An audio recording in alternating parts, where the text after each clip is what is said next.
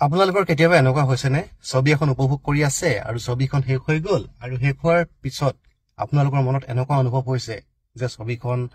আৰু অলপ দীঘল হোৱা হলে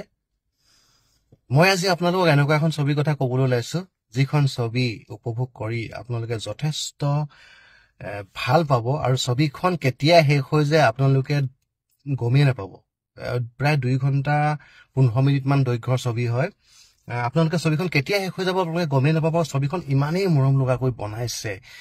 ইমান এখন সুন্দৰ ছবি আৰু আটাইতকৈ আচৰিত কথাটো কম নেকি ছবিখন একেবাৰে কম বাজেটত বনাইছে প্ৰায় 7 কোটি টকাত বনাইছে আৰু 7 কোটি টকাত নিৰ্মাণ কৰা ছবিখনে কিমান উপাৰ্জন কৰে জানেনে 86 কৰোৰ আৰু যিখন ছবিৰ বিষয়ে এছ ৰাজামৌলীও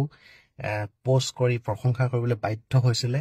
আৰু সেই ছবিখনৰ নাম হৈছে টুৰিষ্ট ফেমিলি এখন তামিল ছবি ইতিমধ্যে হিন্দী ডাব ভাৰ্চনত আপোনালোকে হটষ্টাৰত উপভোগ কৰিব পাৰিব আৰু ছবিখন সঁচাকৈ ইমান সুন্দৰ আপোনালোকে চালে বুজিব আৰু